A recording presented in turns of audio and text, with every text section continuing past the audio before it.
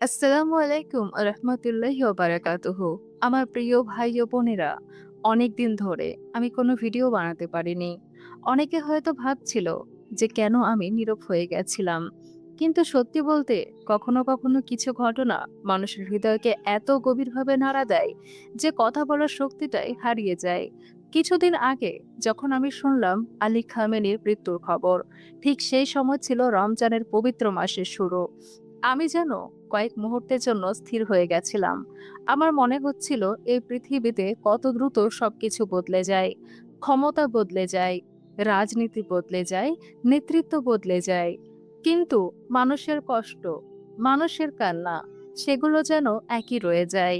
প্রিয় দর্শক, সেই দিন আমি যখন আরো খবর দেখতে শুরু করলাম, আমি দেখলাম এমন কিছু দৃশ্য যা আমার হৃদয়কে গভীরভাবে আঘাত করেছিল। ইরানের কিছু স্কুলের শিশু, ছোট ছোট বাচ্চা, যাদের জীবনের শুরুই ঠিক মতো হয়নি, তাদের মৃত্যুর খবর যখন শুনলাম, আমি সত্যি এক ধরনের ট্রমা অনুভব করছিলাম। একজন মুসলিম হিসেবে, একজন সাধারণ মানুষ হিসেবে এই দৃশ্যগুলো মেনে নেওয়া খুবই কঠিন। একটি শিশুর মৃত্যু শুধু একটি সংখ্যা নয়, এটি একটি মায়ের পৃথিবী ভেঙে যাওয়া। এটি একটি বাবার বুকের ভেতর নীরব আগুন জ্বলে ওঠা। প্রিয় ভাই ও বোনেরা, রমজানের এই পবিত্র মাসে আমরা যখন সেহরি করি, যখন ইফতার করি, যখন তারাবি নামাজ পড়ি, তখন পৃথিবীর অন্য কোথাও হয়তো কোনো মা তার সন্তানের জন্য কাঁদছে, কোনো শিশু হয়তো যুদ্ধের শব্দ শুনে ভয়ে ঘুমাতে পারছে না। এই বাস্তবতা আমাদের হৃদয়কে প্রশ্ন করে, আমরা কি সত্যি একটা উম্মাহ? কারণ ইসলাম আমাদের শেখায় সমস্ত মুসলমান একটি শরীরের মতো। রাসূল সাল্লাল্লাহু আলাইহি সাল্লাম বলেছেন, যদি শরীরের একটি অংশ ব্যথা পায়, তাহলে পুরো শরীর সেই ব্যথা অনুভব করে। আজ মুসলিম উম্মাহ ঠিক সেই অবস্থার মধ্য দিয়ে যাচ্ছে। প্রিয় দর্শক, ইসলামের ইতিহাস যদি আমরা দেখি, আমরা দেখব মুসলমানরা সবসময় পরীক্ষার মধ্য দিয়ে গেছে।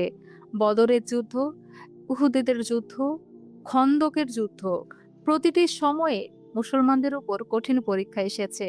কিন্তু সেই সব পরীক্ষার মাঝেও একটি জিনিস কখনো বদলায়নি, আর সেটি হলো আল্লাহর উপর ভরসা। কারণ একজন মুমিন জানে এই পৃথিবীর ক্ষমতা সীমিত, কিন্তু আল্লাহর শক্তি অসীম। আল্লাহ তাআলা কুরআনে বলেন, আর যে ব্যক্তি আল্লাহর উপর ভরসা করে, আল্লাহই তার জন্য যথেষ্ট। এই একটি আয়াত একজন মুমিনের জীবনের জন্য সবচেয়ে বড় শক্তি।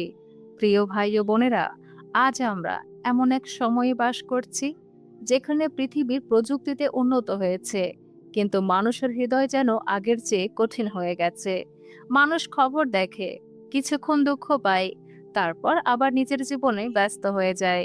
কিন্তু একজন মুমিনের হৃদয় এমন হওয়া উচিত নয়। কারণ একজন মুমিন জানে প্রতিটি কান্না, প্রতিটি অন্যায়, প্রতিটি অত্যাচার, সবকিছুই আল্লাহর সামনে একদিন বিচার হবে। প্রিয় দর্শক, রমজান শুধু রোজার মাস নয়, রমজান হলো হৃদয়কে জাগিয়ে তোলার মাস। রমজান হলো নিজের আত্মাকে প্রশ্ন করার মাস।